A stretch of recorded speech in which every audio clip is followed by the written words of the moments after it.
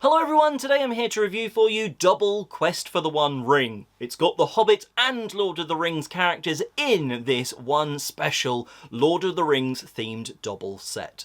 I'll go over roughly how Dobble plays, including the slight twist in this, then I'll give you some pros and cons to let you know if you should be adding it to your collection. And just so you're aware, Asmodee UK did send it to me for the review. The way the game works is, typically, every card has 8 symbols on it, but every 2 cards in the deck have exactly 1 symbol that matches. You might struggle to find them, but perhaps these 2 cards have Gimli on them, an arrow on them, or maybe even the white tree. What you're going to do across the various modes is effectively be looking at multiple cards and finding what the match is. There are various mini-games, and of course let's touch on the most important one in this one, which is Tower of Sauron. I'm pretty sure this is just called the Tower in normal Dobble, but you are going to have 1 card dealt to each player. They're going to have it just face down in front of them at the start, and you're going to put the tower of the rest of the cards in the middle, sort of face up, so you can see the symbols on the card. Then you're going to say ready, steady, go, and all players are going to flip over the card that's been dealt to them. And then they're looking for what symbol matches on their card and the top tower card in the middle. If you see it, you shout it out, point to the match, and you claim that card off the top of the tower. There is no pause for a new round here though, it's straight into the next. Everyone is still looking at the card that they have in front of them, and they're going to be trying to match with the new card. Now if you've previously just won a card, the card you've just taken is the new card you're trying to match with. So you've got 2 cards in front of you, but you're only ever using the latest one that you've won. The slight Lord of the Rings twist is that some cards in the deck have a bonus symbol on of the ring. Well, at the start of the game, the person who looks the most like a hobbit gets the ring card, and whenever a ring is shown on a card in the middle, the first person to slap their hand down onto the deck will claim the ring and become the ring bearer. That's a bonus 3 points at the end of the game, and you have the option of shouting out, "My precious." We kind of make that rule mandatory because it's super fun. You go until the tower of cards in the middle is completely gone, and at that point, every card you've won is worth a point. And remember, whoever has the ring at the end of the round gets those bonus 3 points. The most points wins. There are other versions of Dobble, in fact there's 5 mini-games included, and they're often a variation on this. For instance, The Well sees you having cards in your hand trying to play them out onto the well in the middle rather than claiming them sort of from the tower in the middle. Hot Potato sees you having the cards in your hand, and if you manage to match with someone else's card that they're holding, you give yours to them, and you're trying to basically get rid of your cards. In the Poison Gift mode, you are trying to match with the symbols, but you are giving cards to your opponents, again, not wanting the cards. And then there is the most different game mode, Triplets. In this, as you might guess from the name, you're trying to match symbols across 3 cards, and in this there is a grid of 9 cards, 3 by 3 in the middle of the table, and that's where you're trying to match the symbols up with. It's certainly a little extra challenge because it's not just 2 cards, it's 3, but it's a fun mode for sure. And that's a pretty rapid run through of how you play Quest for the One Ring Dobble, the Lord of the Rings version of Dobble. So now you have an understanding, should you be picking up Dobble, in particular this version? Firstly, I have to commend them for actually making some tweak to the rules to make it Lord of the Ringsy. That one little thing of having the ring on some cards just is a nice little twist up from the normal Dobble. Having the ring bearer swap around throughout the game and you're really trying to want to have the ring. I know it's only 3 bonus points, but it also feels good to take it off your opponent sort of thing.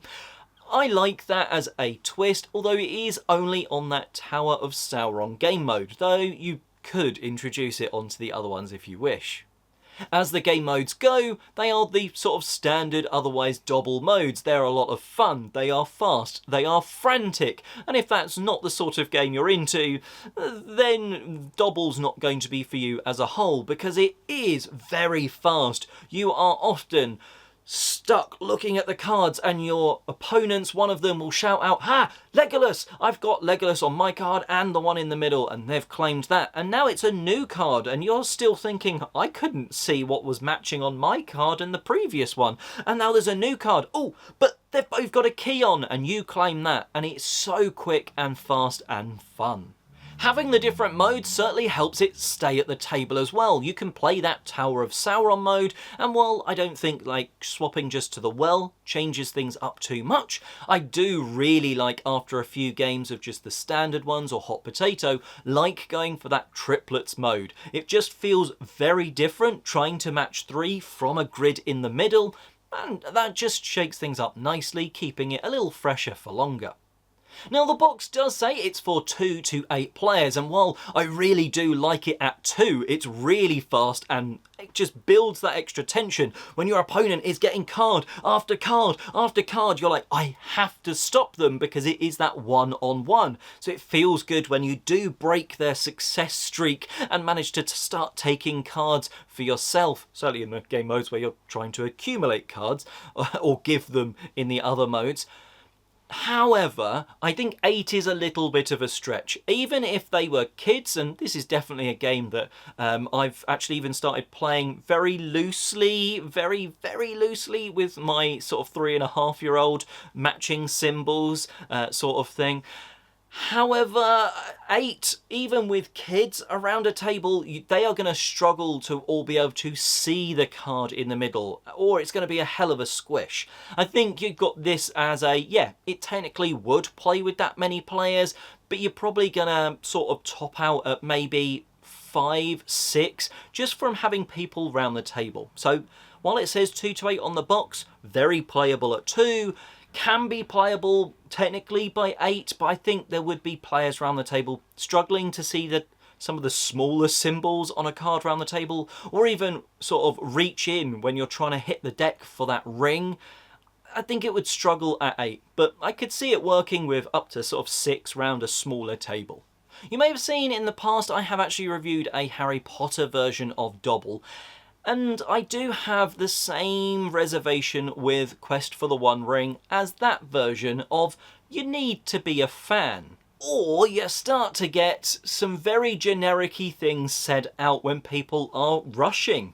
You, get things in this game where it's just tree, being the white tree, or cloak, because there's a green cloak. But sometimes, if you're not 100% sure on the characters, you do start to just shout out white wizard or elf or things like that, and I think some of the sort of fastness is sort of lost there as you're trying to remember what that character is. For instance, like in this, Legolas is depicted with brown hair rather than sort of the film standard blonde platinum-y hair.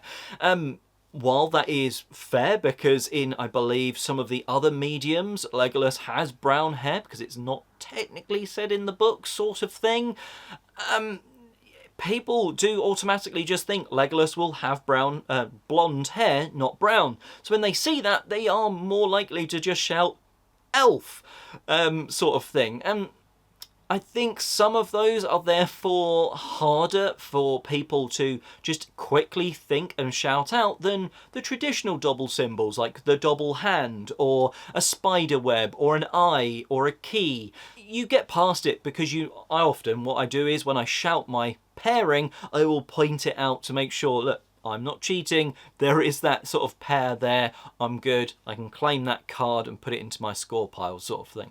Just think, it's just something to be aware of.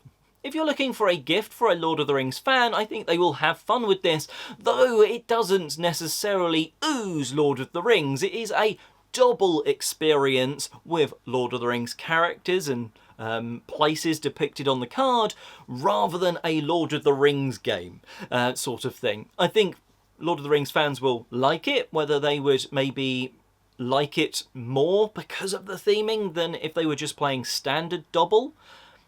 Maybe a little bit. But it is fun. I like normal Dobble, and I like this version of Dobble. It's always fun, it's always fast and frantic, and that's exactly what I want from a Dobble experience, and it's captured here very nicely. Of course, if you've had a chance to play the game, please let me know in the comments section below. If this review has helped you know if it's going to be a game for you or to gift to a friend, also let me know. And subscribe, like all that sort of YouTube jazz. And until next time, thanks for watching.